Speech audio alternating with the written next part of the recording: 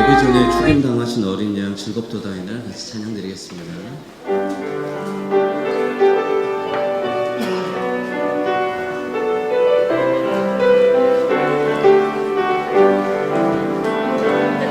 죽임 당하신 어린 양 모든 족속과 방언 백성과 나라 가운데서 우리를 비롯하소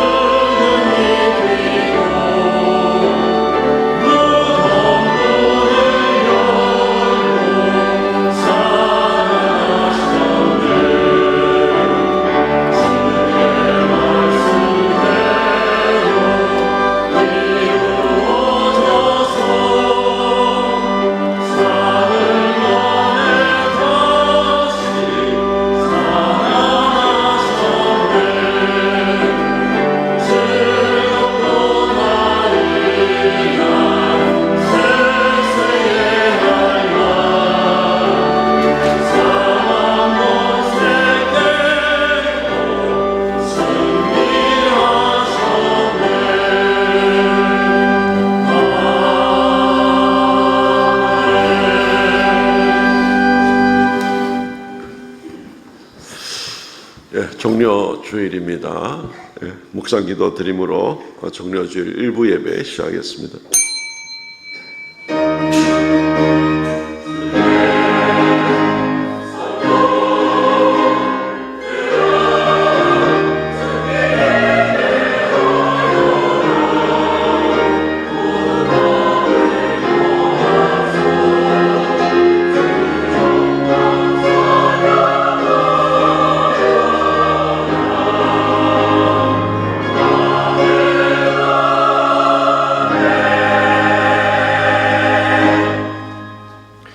문들아 너희 문을 들지어다. 영원한 문들아 들릴지어다. 영광의 왕이 들어가시리로다. 영광의 왕이 누구시냐? 강하고 능한 여호와시오. 전쟁에 능한 여호와시로다. 문들아 너희 머리를 들지어다. 영원한 문들아 들릴지어다. 영광의 왕이 들어가시리로다. 주 하나님 은혜를 감사하옵나이다. 오늘도 우리에게 은혜를 허락하여 주셔서 종려주일을 맞이하고 특별히 아버지 앞에 머리 숙여 경배하옵나이다.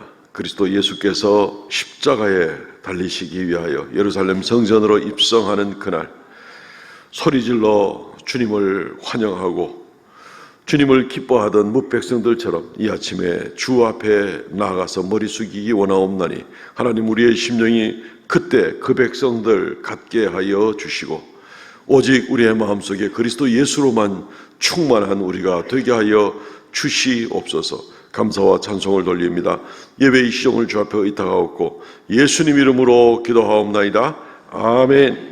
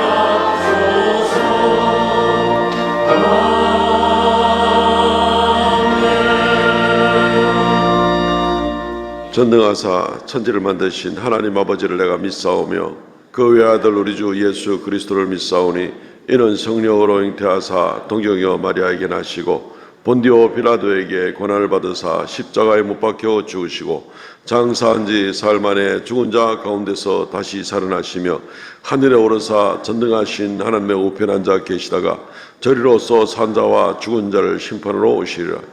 성령을 믿사오며 거룩한 공예와 성도가 서로 교통하는 것과 죄를 사하여 주시는 것과 몸이 다시 사는 것과 영원히 사는 것을 믿사옵나이다. 아멘. 교독문 129번 종려주일 말씀을 교독합니다. 시온의 딸이 크게 기뻐할지어다. 보라, 내 왕이 내게 임하시나니 그는 공의로우시며 구원을 베푸시며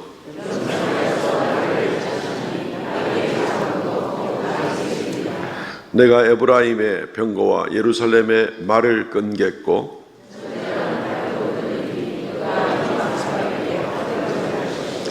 그의 통치는 바다에서 바다까지 이르고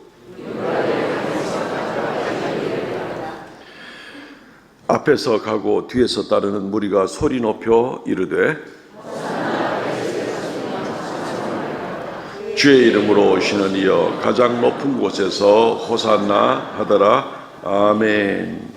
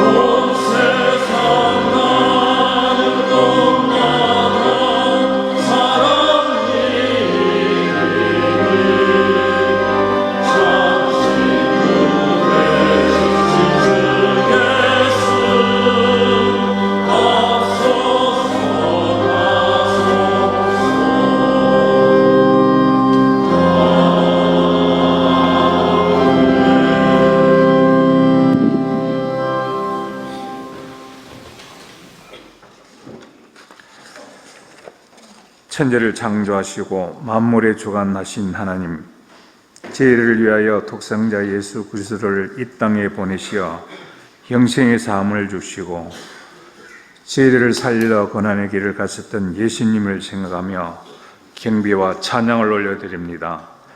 영광을 받으시고 이곳에 한없는 은혜를 내려 주옵소서. 모두에게 성령 충만함을 허락하시고 구원의 확신과 감사가 넘쳐나고 귀하고 복된 예배가 되게 하옵소서.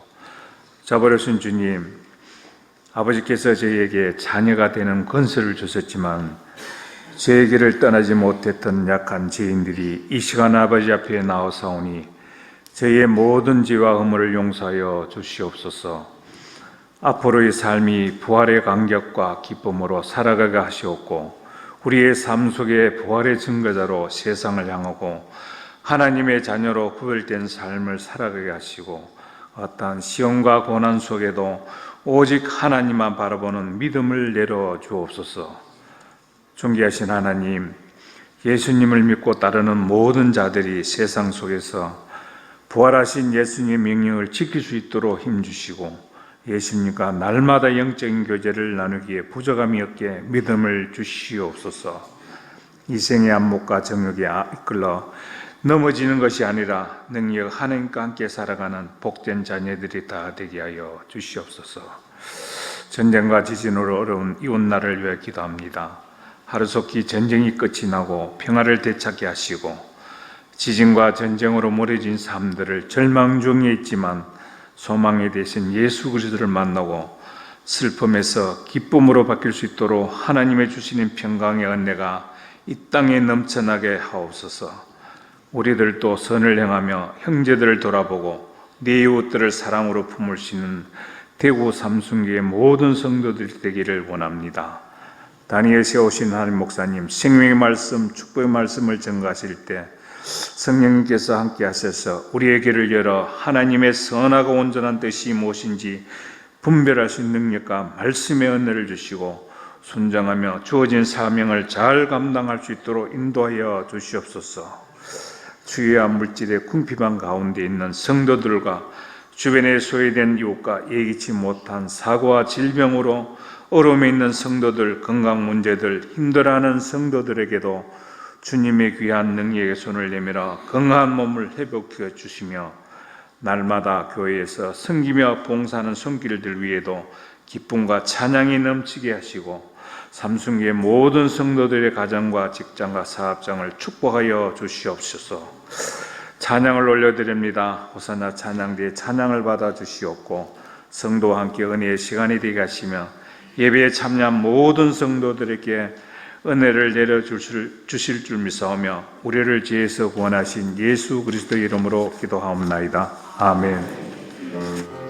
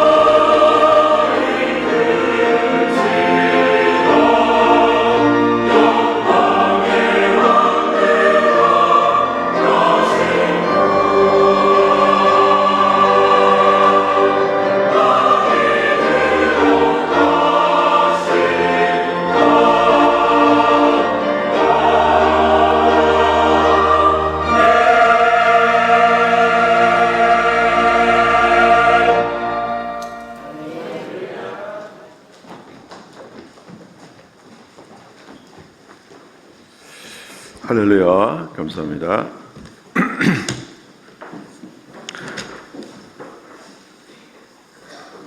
하나님 말씀 봉독합니다. 마태복음 21장 7절에서 11절 말씀까지입니다.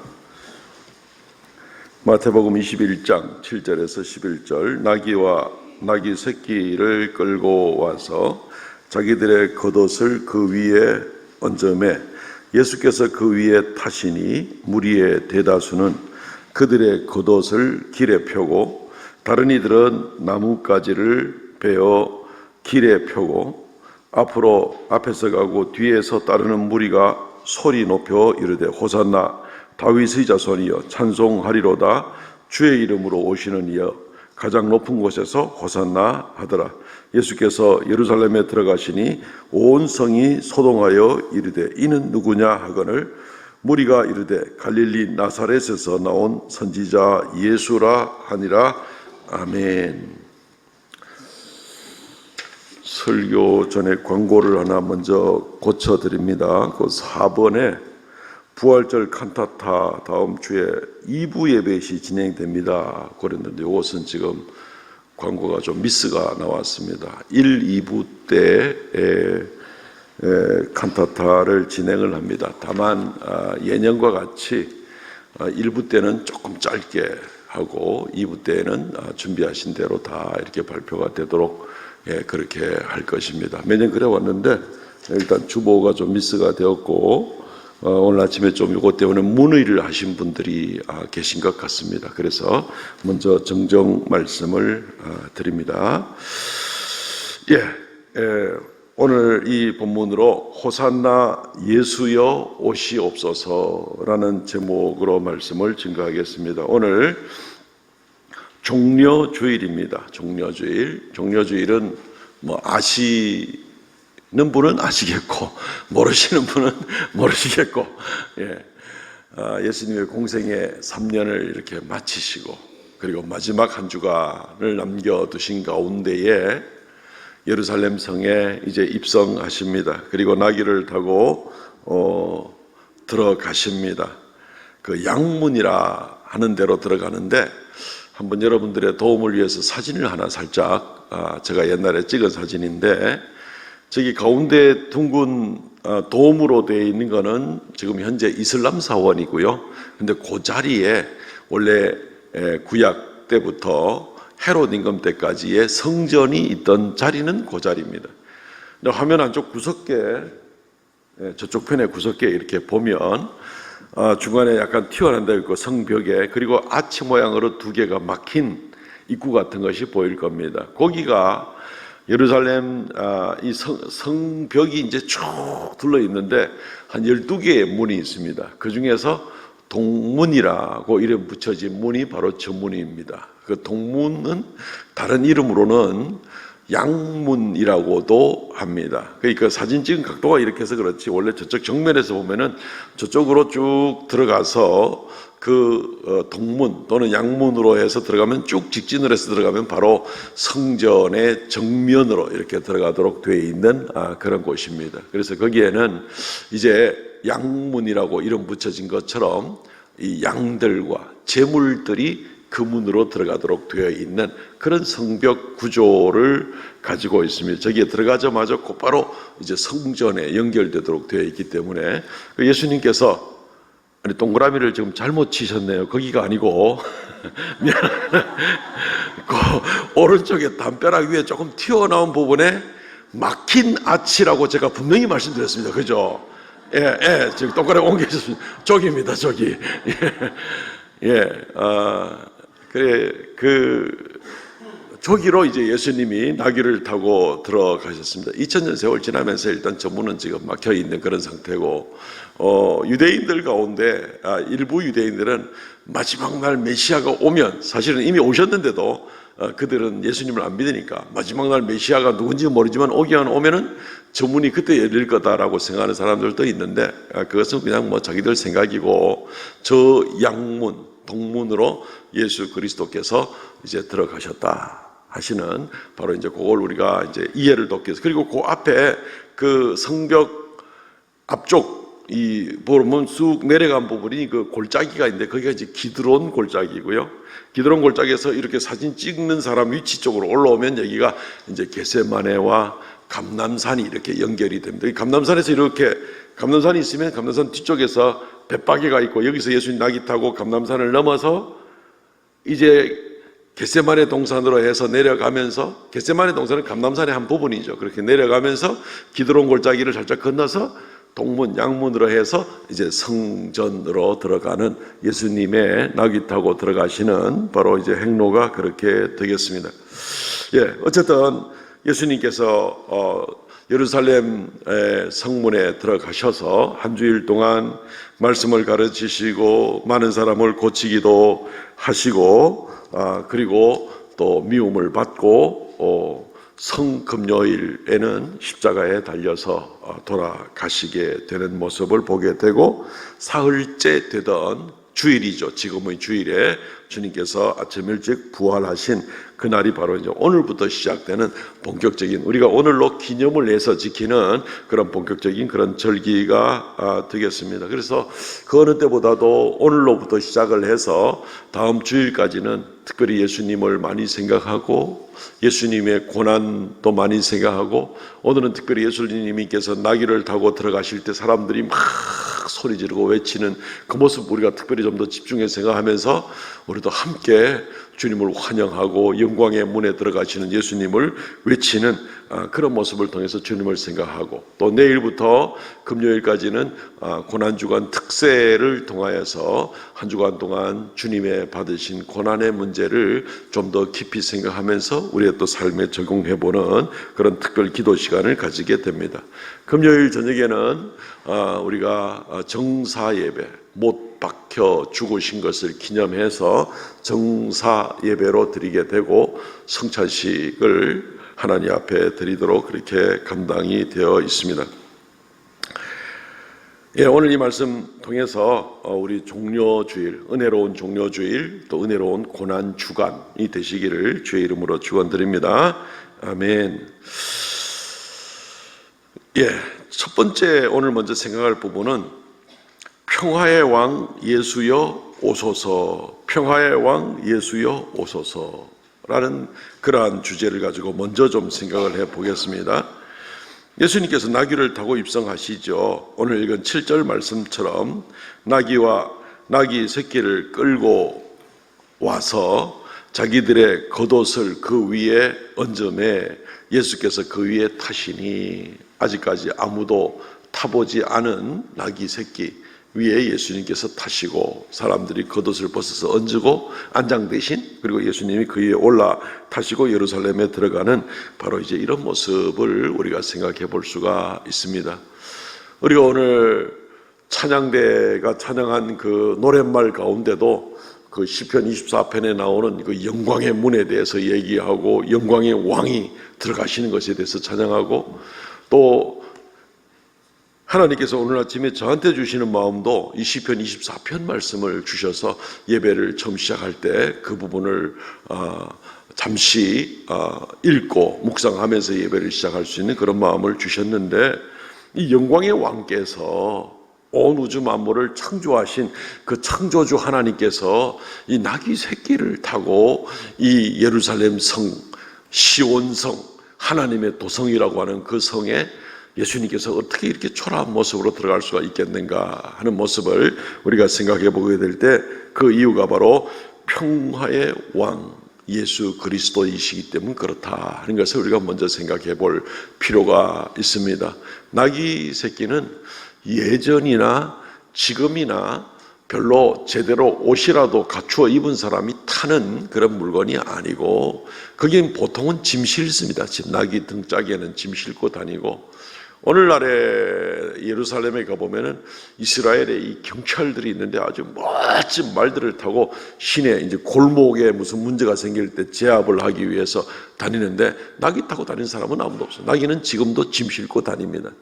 저 유대 광야 쪽으로 좀 나가면 베두인족이나 이런 쪽의 사람들이 문명의 혜택을 훨씬 더 자기들이 좀 문명과 거리를 두고 있는 사람들인데 거기에 있는 아이들이 장난삼아 그냥 나귀 등에 타고 그냥 자기 양떼를 몰고 다니고 아니면 자기들끼리 경주하고 안장도 없이 맨발로 막 돌아다니고 이럴 때 그냥 장난삼아 사람들이 한번 탈 수는 있어도 평상시에는 이게 사람이 타는 물건이 아닙니다. 그런데 예수께서 만왕의 왕이신 그분께서 온 우주 만물의 창조주이신 그분께서 시온 성의 주인이신 바로 그분께서 자기 성 예루살렘 성에 들어가면서 나귀를 타고 들어간다. 이 참 그렇죠. 이 왕이 들어갈 때는 뭐 마차를 들어가거나 아니면 군대를 이끌고 들어가거나 옛날에 특히 황제 중에 한 사람은 그랬거든요. 예루살렘을 정복해 들어갈 때 마차가 들어갈 문이 좁으니까 내가 이 승리자의 왕이 어떻게 내가 마차에서 내릴 수가 있느냐 전차에서 성문이 좁으면 성문을 헐어라. 그래가지고 성벽을 헐었습니다. 그게 이제 왕의 권세인데 요즘에도 요즘에는 그런지 모르겠습니다. 한 10년, 15년 전만 해도 대통령이 어디 대구 어느 동네 뜬다 이러면 그 동네 하룻밤새 포장이 쫙 되고 이런 거 혹시 보신 적 있습니까? 밤새 작업해서 하룻밤새 없던 길이 만들어지고 막 이런 이게 이제 왕이나 통치자의 그런 권세죠. 예수께서는 뭐 새로 포장을 한 것도 아니고 흙먼지 길에 자갈밭에 그냥 나귀를 타고 예루살렘 성에 들어가신다 하는 모습을 보게 됩니다. 왜? 이 영광의 왕이 들어가신다고 우리가 성경에도 써 있고 찬양도 그렇게 하고 있는데 왜? 그분이 평화의 왕이기 때문에 나귀는 농사를 짓거나 상거래를 하거나 평상시 일상적인 생활에 쓰이는 물건이지 나귀는 전쟁 때 쓰는 물건이 아닌 것이죠.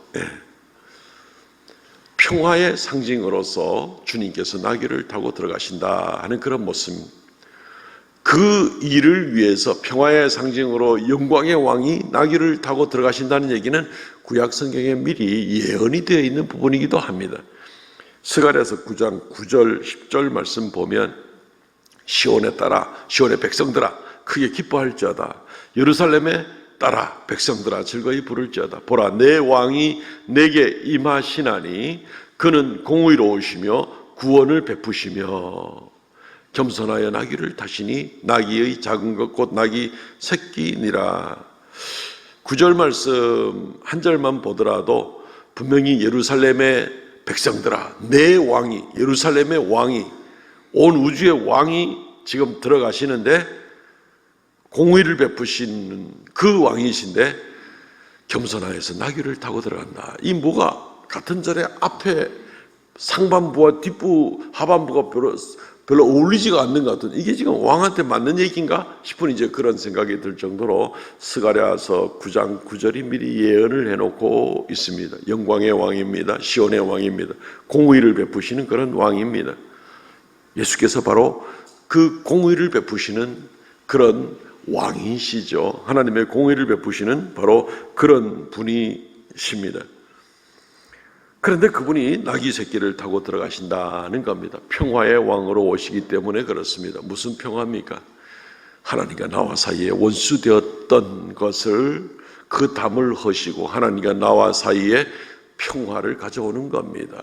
그 평화는 하나님 이제부터 우리 싸우지 맙시다 오케이 이래가지고 되는 그런 것이 아니라 우리의 이 죄악 때문에 형편없는 죄악 때문에 심판받고 사망당하고 죽임을 당하고 영원한 지옥불의 심판을 받아야 될 그럴 입장이고 하나님이 거기에 타협할 수는 없죠. 하나님이 공의로우신 분이니까 예수께서 대신 십자가에 달려서 우리 대신 죄값을 치르심으로 하나님의 공의가 만족이 되는 겁니다. 성경에 나오는 단어 중에서 잘 사용하지 않는 단어 중에 하나가 이건데 아주 중요한 단어가 이겁니다. 만족이라는 말이 굉장히 교리적으로도 엄청 중요한 말입니다. 하나님의 공의가 하나님의 피조한 세계에 만족돼야 되는 겁니다. 하나님의 공의가. 그러니까 뭐 99%쯤 괜찮고 아니면 한 25%쯤 괜찮고 대충 됐어 천국 들어와 이게 안 되는 겁니다. 완벽하게 하나님의 공의가 만족되어야만 단 한 명이라도 천국에 들어올 수가 있는 것이죠. 예수께서 십자가에 달리심으로 하나님의 공의를 만족시키셨습니다. 만족시키셨습니다. 우리는 예수께서 이루어 만족시키신 그 일 때문에 예수 안에서 우리는 덤으로 구원받은 이제 그런 백성이 되는 겁니다. 그렇게 함으로 이 평화가 이루어지는 것이지, 이게 뭐 이 세상에 있는 그런 평화의 모양이 아닙니다. 뭐 전에 있는 정부는 무조건 북한하고 잘 지내야지 하는 그런 경향이 있었으면은, 지금 있는 정부는 북한하고 무조건 이 강대강으로 다 힘의 균형이나 그 이상은 있어야 이게 평화가 유지되는 것이지, 늘 신문 뉴스에서 그런 것처럼 나름대로의 평화를 아마 추구하는 그런 방법이었다고 생각이 됩니다. 하나님 앞에서는 뭐 힘의 균형이나 대충 사이좋게 지내거나 이렇게 될 수 있는 부분이 아닙니다. 하나님과의 평화는 만족되어야 됩니다. 하나님의 공의가 만족이 되어야 되는 겁니다. 그래서 주님께서 공의의 하나님의 공의를 만족시키시는 만왕의 왕이신 그분께서 이 땅에 오시되 평화를 위하여서 하나님과 우리 사이를 화목하게 하기 위한 제물로서 오시게 된 겁니다. 이 모습은 10절 말씀에도 더 확인을 해볼 수가 있는데, 스가랴 9장 10절, 내가 에브라임 병거와 예루살렘의 말을 끊겠고 전쟁하는 활도 끊으리니. 지금 위에는 나귀가 9절이 나왔잖아요. 그리고 10절에는 말이 나왔잖아요. 그리고 말은 끊어버리겠다 얘기하고 나귀는 타고 들어가겠다라고 이렇게 얘기를 하고 있지 않습니까? 그죠? 예.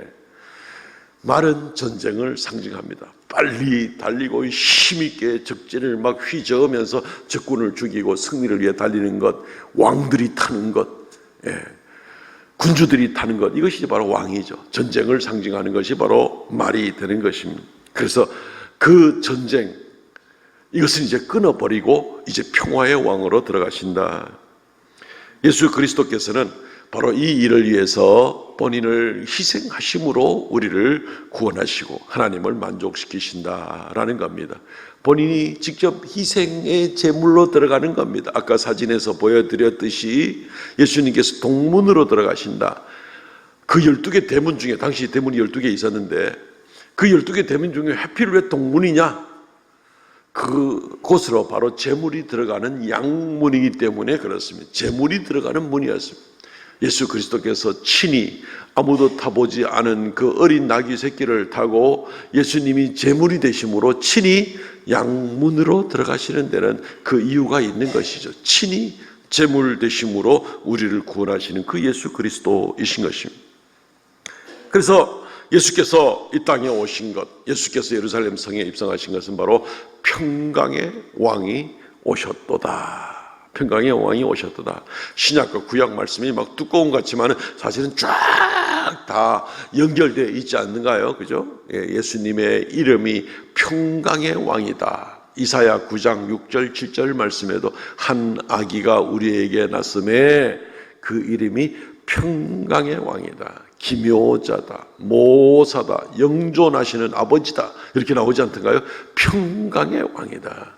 근데 이 평강의 왕이 평강을 주기 위해서, 우리와 하나님을 화목시키고 우리에게 영원한 생명을 주시기 위해서 자기는 희생제물이 되신, 바로 이것이 바로 예수님의 예루살렘 입성이 되는 겁니다. 이것을 알고 다시 한번 주님께 감사하시기를 바랍니다.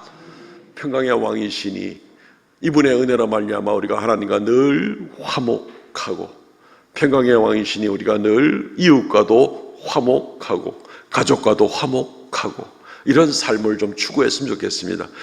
내 이 성질머리 때문에 좀 잘 안 돼 하는 수도 있을 수 있을 겁니다. 죄의 유혹 때문에 잘 안 돼 그럴 수도 있을 겁니다.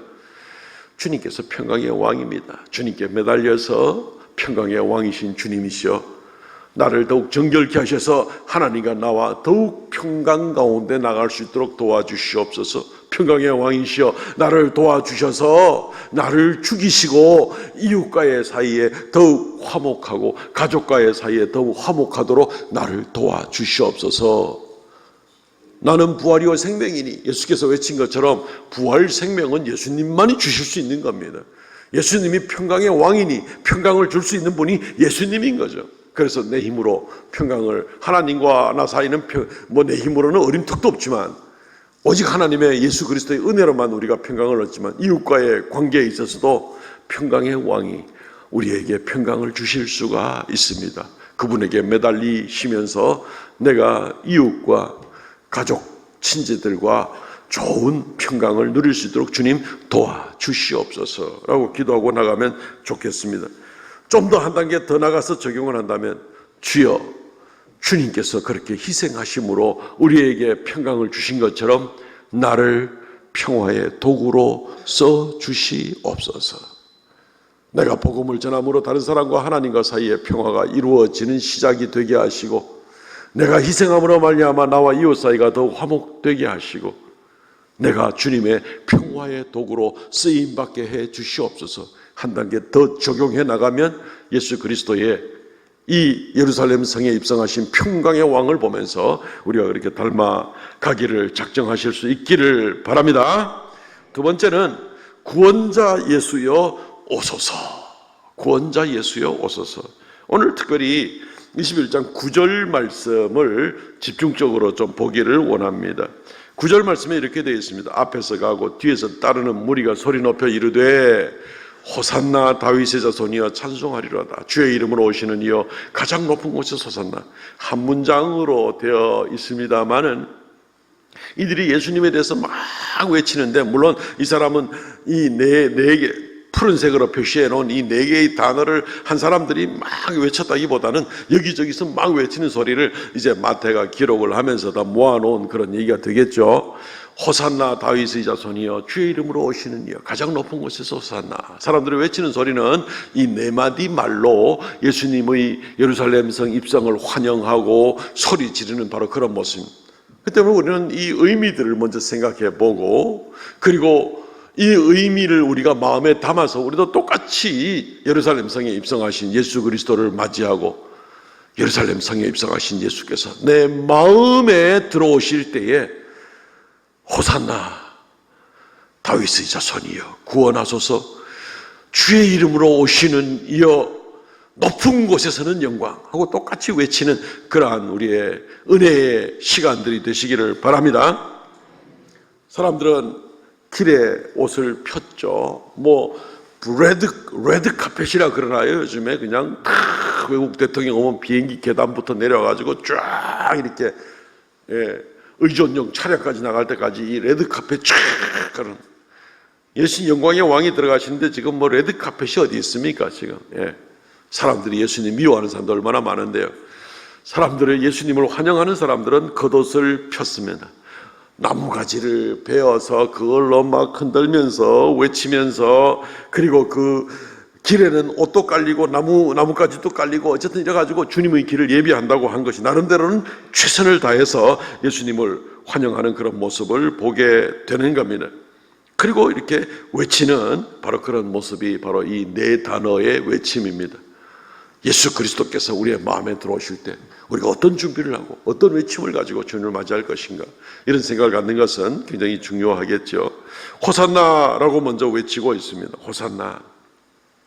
호산나라는 말은 우리 지금 일부 예배 때 찬양대 이름도 호산나인데, 구원하소서, 제발, 이런 뜻입니다.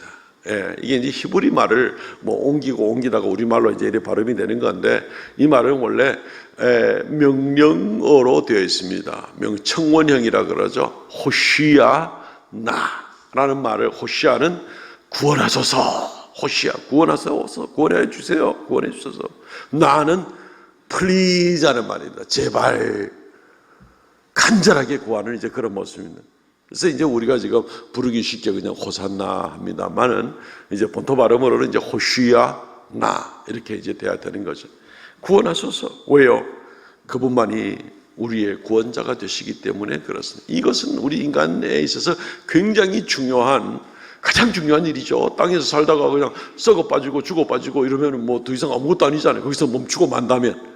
그러나 이 땅에서 잠시 이 육체 가운데 살더라도 우리에게 부활 생명이 있고 영생을 누릴 수 있도록, 주님께서 우리의 죄를 사하실 수 있도록 구원의 길로 나간다면 이 세상은 한번 살아볼 만한 그런 세상이 되는 겁니다. 삶의 목적도 달라지고 가치관도 달라지고 시각도 달라지겠지만 분명히 달라지게 되는 겁니다.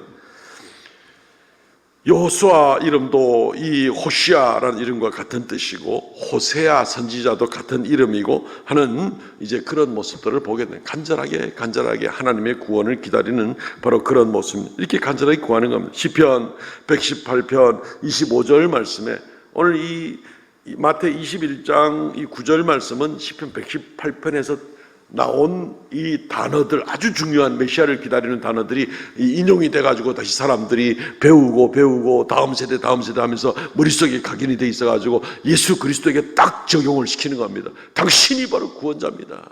당신께서 우리를 구원하여 주옵소서. 어느 누구도 할 수 있는 일이 아닙니다. 시편에 이전에 그 기원전 1000년 전부터 벌써 외치던 그 구원의 메시지, 당신께서만 지금 그것을 이루실 수 있는 성취자가 되시는 겁니다. 118편 25절 여호와여 구하옵나니 이제는 구원하소서. 여호와여 우리가 구하옵나니 이제 형통케 하소서. 구원을 누가 하신다고요? 여호와여. 여호와만 구원하실 수 있습니다. 이 여호와도 구원하고 다른 잡신들도 구원하고 인간들 중에 굉장히 능력이 탁월한 정치가나 이런 사람도 우리를 구원하는 게 아닙니다. 오직 여호와 하나님 한 분만 우리 죄를 사하시고 우리를 영원한 천국으로 인도하시며 영생을 주실 수 있는 분은 바로 여호와 하나님 뿐이십니다. 그런데 지금 여호와여 구원하소서 하는 이 시편 이 말씀을 예수님을 보면서 호시아나 우리를 구원해 주옵소서. 예수님이 하나님인 줄 지금 알아보고 예수님을 환영하는, 그러면서 간절하게 구하는 사람들의 외침을 우리가 들어보게 됩니다. 두 번째는 다윗의 자손이여 라고 외치는 그런 모습을 보게 됩니다. 다윗의 자손이여 찬송하리로다 하면서 외치고 있지 않습니까? 다윗의 자손이여. 메시아는 다윗의 자손이 굳이 될 필요는 없겠죠. 다윗이 나기 이전부터 영원전부터 존재하시던 예수님이시고 예수님이 다윗의 후손이라고 말할 필요가 뭐 있습니까? 다윗은 인간 왕인데 그의 후손이 된다는 것 자체가 오히려 의미를 좀 삭감시킬 수가 있겠죠. 그렇지만 누군지는 알아야 될 거 아닙니까? 사람들이 어느 집안에서 어느 혈통으로 나오는지는 사람들이 알아야 될 거 아닙니까? 그렇지 않으면 온갖 사람들이 내가 메시아라고 온갖 소리 지르고 나올 거 아닙니까? 그래서 딱 쐐기를 박는 겁니다. 다윗의 후손에서 메시아가 날 것이다. 주님께서 딱 쐐기를 박아놓는 겁니다. 그러니까 다윗의 후손이 아닌 사람은 메시아가 될래야 될 수가 없다. 실제적으로 그분의 존재는 영원전부터이기 때문에 다윗도 시편 110편 말씀에 명백히 말하기를 주께서 내 주에게 말씀하시기를, 왕이 하나님 아버지께 얘기하면서 내 주에게, 왕이 누구 보고 내 주라고 합니까?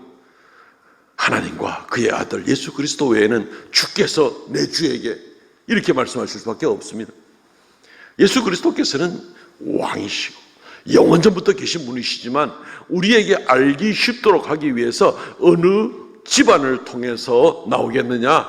다윗의 집안을 통해서 나오겠다. 우리를 위해서 그렇게 구별할 수 있도록 그렇게 다윗의 후손이라는 말을 사용하시는 것입니다. 실제로는 다윗의 후손이 될 수가 없는 분이시죠. 그리고 또 특별히 다윗의 후손이라고 외치는 그 이유는 다윗이 가장 강력한 이스라엘의 왕국을 이루었거든요. 그런 것처럼 다윗의 왕권과 그 능력을 가지고 오시는 분이 바로 메시아다라는 그런 의미를 또 포함시키기도 하는 겁니다. 다른 말로 하면 한마디로 우리에게 오시는 메시아 예수 그리스도, 그분은 누구냐 하면은 바로 왕이시다, 나의 왕이시다 라는 이제 그런 것을 얘기합니다. 영원전부터 존재하시는 왕이신데 다윗의 왕권이 상징하는 것처럼 실제로는 그 상징을 넘어서 영원하고 무한하신 왕권으로서 우리를 다스리시는 바로 그런 왕이시다. 그럼 마태복음 1장 1절도 아브라함과 다윗의 자손 예수 그리스도의 계보라 계속해서 아브라함도 족장이었고 다윗은 왕이었고 그 마태복음 1장에 나오는 이 누가 누구를 낳고 해서 마지막에 예수 그리스도에게 이어지는 이 족보는 왕의 족보라고 합니다. 그래서 예수 그리스도께서 왕으로 이 땅에 오셨다는 것입니다. 한편으로는 우리가 알게 하기 위해서, 한편으로는 예수 그리스도께서 오신 것이 바로 왕권을 가지고 오신 것을 알게 하기 위함인 것입니다. 사람들은 이 다윗의 자손을, 그러니까 왜냐하면 우리의 눈으로 확인할 수 있는 것은 다윗의 자손으로 온다는 것만 확인할 수 있지 그 외에는 사람들이 이 초월자이신 하나님을 뭐 어떤 방법으로 알아본다는 말입니까? 다윗의 자손, 인간의 모습으로 올 때에만 우리 눈으로 보고 확인할 수가 있는 것이죠. 그래서 사람들은 끝까지 붙들고 매달리는 것이 다윗의 자손에 대해서 붙드는 겁니다. 다윗의 자손이여, 다윗의 자손이여, 다윗의 자손이여. 그렇게 외칠 수밖에 없습니다. 그게 인간으로서 메시아를 확인할 수 있는 어떤 면에서는 유일한 방법입니다. 그걸 확인하고 그 다음에 이분이 행하시는 모든 일들이 모든 만물을 어떻게 다스리시는가, 왕권을 가지고 예수님은 자연 만물도 다스리시고 폭풍도 다스리시고 물고기도 다스리시고 죽음도 다스리시고 모든 것을 다스리시는 그 왕권을 가지고 오신 예수 그리스도를 사람들이 확인할 수가 있게 되는 겁니다. 그래서 다윗의 자손을 너무너무 찾습니다. 마태복음 20장 30절, 맹인 두 사람이 길가에 앉았다가 예수께서 지나가신 다음을 듣고 소리질러 이르되 주여 우리를 불쌍히 여기소서 다윗의 자손이여 하고 외치는 것입니다. 신약성경에는 많습니다. 성경 9절만 말씀드리면 마태복음 12장 22절로 23절, 그때 귀신 들려 눈 멀고 벙어리 된 자를 데리고 왔거늘 예수께서 고쳐주시면 벙어리가 말하여 보게 된지라 무리가 다 놀라 이르되 이는 다윗의 자손이 아니냐라고 얘기를 합니다. 마태복음 15장 22절로 23절에 가나안 여인도 얘기합니다. 주 다윗의 자손이여 나를 불쌍히 여기소서 내 딸이 흉악한 귀신에 들렸나이다. 마태복음 21장 14절, 우리 오늘 읽은 바로 다음인데 소경들이 와서 다윗의 자손이여 하고 또 외칩니다. 예수 그리스도께서 다윗의 자손인 줄을 모르는 사람이 없었습니다. 사람들이 다 예수님이 다윗의 자손이다, 우리가 확인할 수 있는 다윗의 자손이다 라고 외치고 있는 겁니다. 바리새인들은 이것 때문에 오히려 분노합니다. 마태복음 21장 15절 말씀, 대제사장과 서기관들이 예수께서 하시는 이상한 일과, 이상한 일이라는 것이 이상한 게 아니고 기묘하고 놀라운 권능 가운데 행하시는 일들과 성전에서 소리지르 사람들이 호산나 다윗의 자손이여 하는 모든 사람들의 외침을 보고 바리새인들은 싫은 겁니다. 그래서 분노하고 누구게 감히 다윗의 자손이라 한다는 말이야, 다윗의 자손은 메시아인데 분노하는지 그런 모습을 보게 되는 겁니다. 인정하기 싫어도 명백한 것은 예수께서 사람의 눈으로 확인할 수 있는 바로 그 메시아가 바로 예수 그리스도다 하는 것으로 분명히 증거가 되었기 때문에 이들도 어쩔 수가 없습니다. 예수께서 내 마음에 들어오신, 내 마음의 성에 들어오실 때 우리는 다윗의 자손이여 하고 부르시면서 그를 맞이해야 됩니다. 나의 왕이시여 내 속에 들어와서 내 심령 속에, 내 가정에, 나의 삶의 현장에 임하셔서 왕이 되소서. 당신께서 왕이십니다. 나는 당신의 명령을 따라 살겠습니다 라고 고백하는 마음이 바로 이 종려나무 가지고 이 종려주일날 가지를 흔들면서 외치는 사람들의 그 마음이라는 겁니다. 우리가 그 마음 없이 예수님을 맞이한다는 것은 이제 뭐가 앞뒤가 안 맞는 얘기가 될 수 있습니다. 그래서 우리가 이 부분을 명백하게 깊이 새길 수 있기를 바랍니다. 세 번째, 이들이 외치는 이름은 주의 이름으로 오시는 이여. 하나님이 나를 보내셨어, 그래서 내가 왔어, 이런 정도의 얘기가 아닙니다. 주의 이름으로 오시는 이여 하는 얘기는 그분의 이름이 주님이라는 겁니다. 주의 이름으로 오시는 이여 하는, 주님께서 나를 보내셨어가 아니라 그분의 이름이 주님이라는 얘기입니다. 이 주라는 말은요, 사람들이 우리는 지금 여호와 하지만 이 여호와란 말은 사실은 유대인들은 이 낱말을 입에 발음하면 안 됩니다. 하나님의 거룩한 이름을 우리가 함부로 입에다가 막 얘기할 수 없잖아요. 예. 아니 예를 들어서 우리 아들 녀석이 어디 돌아다니면서 자기 아버지에 대해서 얘기하면서 김하영 막 이러고 돌아다니면은 저 못된 자식이네 싶은 생각을 하지 않겠습니까? 그죠? 예. 인간에게 있어서도 우리는 그것은 존경하는 사람에게 대해서 함부로 얘기를 하지 않습니다. 하나님의 이름을 감히 부른다는 있을 수가 없는 얘기입니다. 부를 수가 없습니다. 그래서 지금도 그 이름은 금기사항으로 오늘날까지도. 그래서 지금 사실 그 여호와라고 우리가 읽고 있는 히브리어 낱말 4글자인데 이 글자의 정확한 독법을 아직도 아무도 모릅니다. 수천 년 동안 아무도 불러보지 않은 이름입니다. 부를 수도 없었던 이름이고. 그래서 수천 년 전부터 사람들은 그 이름을 어떻게 바꾼지 압니까? 주라는 말로 바꾸었습니다. 주여, 아도나이라는 말로도 바꾸고 헬라말로 번역할 때 사람들은 큐리오스 또는 주여 큐리에 하고 이렇게 부르면서 이름을 그렇게 주로 바꿔가지고 이 히브리어 네 글자 우리가 여호와라고 부르는 그 낱말을 그래 바꿔 불렀습니다. 감히 못 부르는 이름입니다. 그래서 주의 이름으로 오시는 이여, 하나님의 이름으로 하나님 그 자신의 이름을 가지고 오시는 이시여 라는 이제 이런 뜻이 되는 겁니다.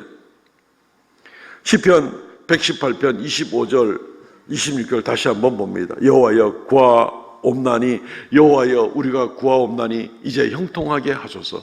26절 여호와의 이름으로, 요거를 여호와랑 못 읽었다니까요.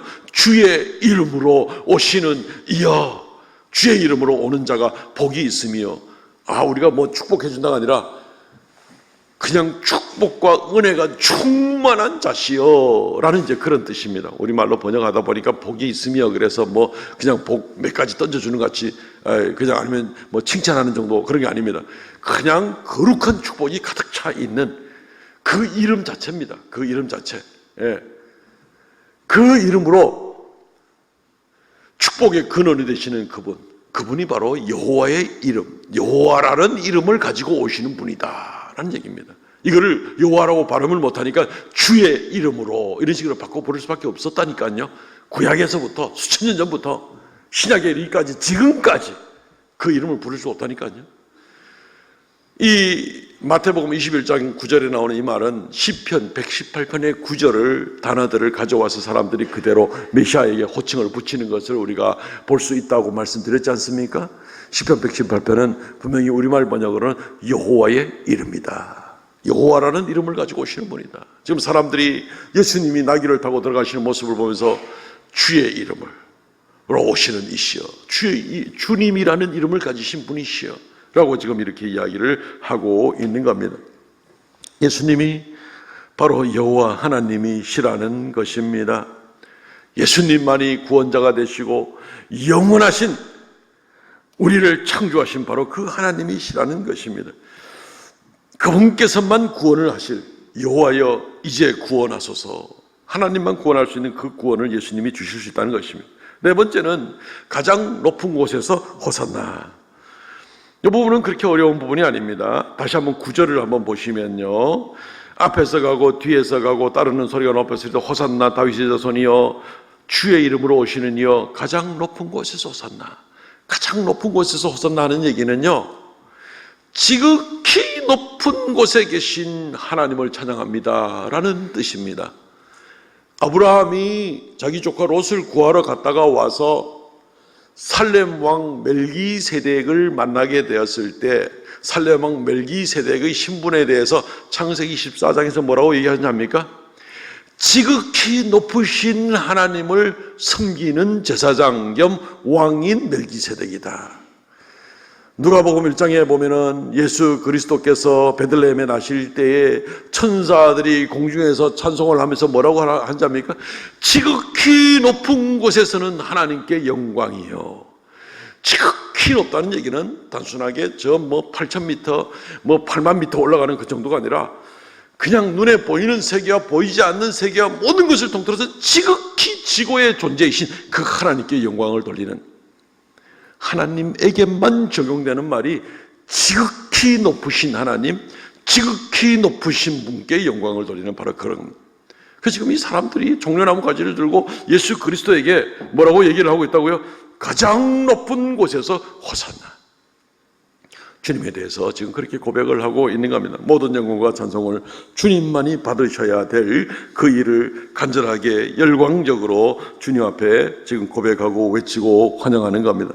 바리새인들은 미워가지고 뭐 난리를 치죠. 애들 보고는 뭐라 하고 예수님에게 부탁합니다. 당신의 제자들을 책망하소서 하고 이러니까 예수님이 뭐라고 대답합니까? 이 사람들이 잠잠하면 돌들이 소리를 지르리라. 인간은 힘이 약해서 쓰나미도 못 막는데 온 우주 만물을 만드신 하나님께서 하나님의 사랑하는 자녀들을 구원하기 위해서 모든 역사를 주관하셔서, 그리고 드디어 그 시간이 되었을 때 예수 그리스도를 성육신시키시고 예수 그리스도를 이제 예루살렘 성에 입성하시는데 바리새인들 나부랭이들이 나와가지고 당신 제자들을 잠잠하게 하십시오. 잠잠하게 하십시오. 그게 지금 먹혀 들어갈 얘기입니까? 그래서 예수님이 저 사람들을 잠잠하게 하면 돌들이 소리를 지르라. 온 우주 만물을 주관하신 하나님의 구원 역사의 섭리가 이루어지는데 홍수도 못 막고 쓰나미도 못 막는 그런 인간들이 이 하나님의 위대한 역사의 흐름을, 하나님의 구원의 섭리를 막을 수 있다고 생각하느냐라는 거나 마찬가지죠. 돌들이 소리를 지르리라. 막을 수가 없는 위대한 승리의 구원의 역사가 이루어지게 되는 겁니다. 그러므로 이들이 외쳤던 외침을 우리가 오늘 감당하고 나가면 좋겠습니다. 종려주일입니다. 말씀을 맺습니다. 수천 년, 수만 년 동안 기다리던 구원의 역사가 드디어 이루어지게 되고, 그리고 예수님이 드디어 예루살렘 성에 들어가고 마지막 한 주간을 지내시게 되며 여전히 기적을 베푸시고 여전히 말씀을 가르치시고, 그리고 결국 십자가에 달리시기 위하여 만왕의 왕이 자기 성에 들어가시는데 겸손하게 평강의 왕으로 들어가시고, 사람들은 외치고 그분을 호산나 다윗의 자손이여 구원하소서, 주의 이름으로 오시는 이여, 지극히 높은 곳에서는 호산나라고 이렇게 외치는 그런 모습을 보게 되는 겁니다. 오늘 이 종려주의를 맞이하면서 우리가 같이 한번 이 외침을 같이 한번 하고 오늘 말씀을 마치면 좋겠습니다. 제가 한마디씩 할 때 여러분들 크게 이들의 외침과 같이 크게 외칠 수 있으면 좋겠습니다. 평강의 왕이시여 오소서, 구원자 예수시여 오시옵소서, 나의 구원자시여, 나의 왕이시여, 나의 하나님이시여, 영광 받아 주소서. 아멘. 통성을 같이 한번 기도하겠습니다. 우리 주님께 감사하면서 간절히 기도합니다. 하나님 아버지, 은혜를 감사합니다. 이루 말할 수 없는 구원의 놀라운 은혜의 역사로 말미암아서 우리를 향하신 이루 말할 수 없는 큰 사랑으로 말미암아 아무도 바꿀 수 없는 하나님의 구원의 섭리를 따라서 우리를 이끌어주시고 인도하신 귀한 사랑과 은혜를 감사합니다. 홀로 영광 받아주소서. 호산나 다윗의 자손이여 구원하소서, 구원하소서, 찬송을 받으소서. 주의 이름으로 오시는 하나님이시여, 오 주 예수 그리스도시여, 주님께만 영광과 찬송을 돌리는 놀라운 역사, 놀라운 삶을 감당하고 주님을 영접하고 주 앞에 나아가기를 원합니다. 은혜 더하여 주시고 역사하여 주시옵소서. 할렐루야. 주여 감사합니다. 영광과 찬송을 주께 돌리옵나이다.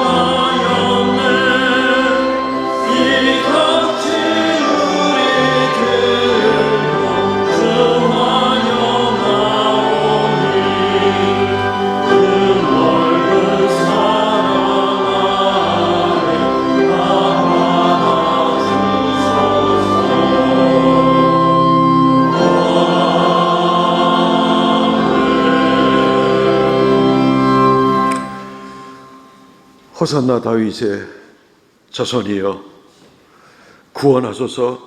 주의 이름으로 오시는 이시여 지극히 높은 곳에서 호산나 외치던 수많은 사람들처럼 이 아침에 우리가 같은 고백을 주 앞에 드리옵나이다. 우리 속에, 우리의 가정에, 우리의 삶의 현장에 임하셔서 임하신 예수 그리스도와 함께 승리하는 삶을 살게 하여 주시고 주님을 닮아 나가는 우리가 되게 하여 주시고 이 영광의 기쁨을 가지고 하루하루 승리하고 나가는 우리 모든 성도들 되게 은혜 다하여 주옵소서. 이 시간 아버지 앞에 귀한 예물 올려오니 연락하여 주시고 주의 말씀대로 11주의 예물, 감사의 예물, 정한 예물 올려오니 주님께서 주님의 생명의 역사 더욱 온 세상 방방곡곡에서 주의 이름 높이 존귀게 되는 귀한 일들이 아름답게 쓰임받게 하여 주시고 드린 손길마다 주께서 만복의 만복으로 더하여 주셔서 부족함이 없게 하시고 늘 주님을 불러 외치며 동행하는 귀한 성도들 되게 하여 주시옵소서. 예수님 이름으로 기도하옵나이다. 아멘. 지금은 우리 주 예수 그리스도의 은혜와 아버지 하나님 극진하신 사랑과 성령의 교통하심과 새롭게 하심의 역사가 종려주의를 맞이하여 더욱 새로운 마음으로 종려가지를 들고 외치며 하나님께 영광 돌리기 원하는 하나님의 거룩한 백성들에게 언제나 함께 있을지어다. 아멘.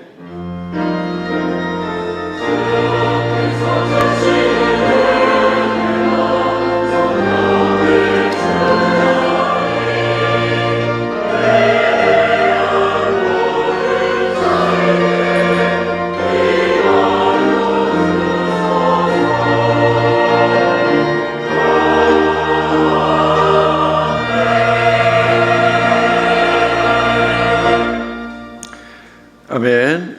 오늘은 인사말을 호산나 예수님 하는 말로써 전후좌우로 인사 나누겠습니다. 호산나 예수님입니다. 호산나 예수님, 호산나 예수님.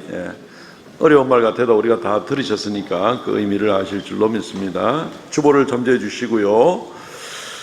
주보 내용이 많습니다. 꼼꼼하게 읽어주시기 바랍니다. 이번 주 읽을 성경 말씀 예레미야서, 에가서, 오후에는 일본 선교사님이신 김종탁 선교사님이 선교 보고를 해 주심으로 또 말씀을 전하도록 하겠습니다. 오후에 많이 참석하셔서 또 일본 선교에 대한 비전도 같이 나눌 수 있으면 좋겠습니다. 오늘 종료주일이다 플랜카드 붙어져 있는데 이번 주간은 고난주간이고 내일 아침부터 특별 새벽 기도회 금요일까지 진행됩니다. 금요일은 또 저녁에 정사예배 또 성찬식이 진행됩니다. 모든 시간과 모임에 착오 없이 열심을 다해 주시기를 바랍니다. 부활주일을 다음 주일은 부활주일로 지킵니다. 정성껏 예물을 준비해 주시고 오늘 주보에 두 가지를 넣었는데 매년 비슷한 입장입니다.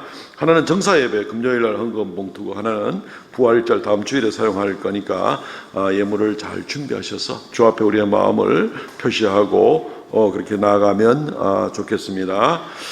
부활절 칸타타 광고는 아까 주보에 오류가 난 것을 말씀드렸습니다. 1, 2부 예배 시 진행이 되겠습니다. 1부 때는 조금 짧게, 2부 때는 준비하신 대로 이렇게 진행을 하겠습니다.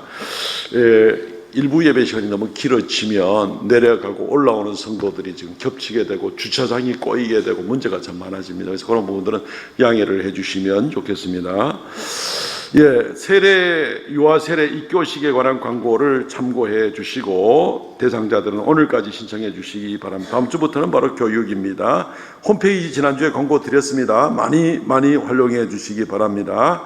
3월 30일 오전 10시에 전도회별로 교회 대청소가 있습니다. 전도회 회장님들한테는 벌써 다 공지가 되고 자세한 내용이 됐는데 부분적인 변경사항은 있을 수 있습니다. 그런 일을 토요일에 오셔서 현장에서 서로 조정하도록 그렇게 하겠습니다. 정기당회 모임 오늘 예정되어 있고요. 오후에는 선교헌금 드리는 주간입니다. 성령 집회 봉사는 제2남전도회입니다. 오늘 점심 식사는 김원식 장로님, 조원자 권사님까지 섬깁니다. 감사를 드립니다. 성경 완독자들 계십니다. 김수혜 집사님, 김영자 권사님, 김은희 권사님, 우창순 성도님, 차영자 권사님 수고 많으셨습니다. 우리하고 예배 같이 오랫동안 드리시던 김대영 집사님이 오늘 아침 6시쯤에 하나님의 부름을 받았습니다. 어제 저녁에 이제 병원에 가서 만나 뵙고 마지막 임종 기도하고 본인이 또 아멘으로 같이 화답을 하고 끝까지 제 손을 꼭 잡고 이렇게 이제 기도하고 돌아왔는데 오늘 아침에 하나님의 부름을 받으셨습니다. 이 95세신데 우리 원로 목사님도 95세 두 분이 동갑이시거든요. 그래서 우리 김이 대영 집사님이 하나님의 부름을 받았습니다. 오늘 오후 예배 마친 후에 시간 되시는 분들은 같이 임종 위로 예배를 드리고 내일 아침에 11시에 입관 예배를 드리게 될 겁니다. 그리고 발인은 모레 8시 반인데 한 8시에 발인 예배를 시작을 짧게 이렇게 진행을 하겠습니다. 자세한 그 시간은 오늘 오후에 일정 마치고 정교인들 문자로 이렇게 공지해 드리도록 그렇게 하겠습니다. 일어나서 폐회성 부르고 마치도록 하겠습니다.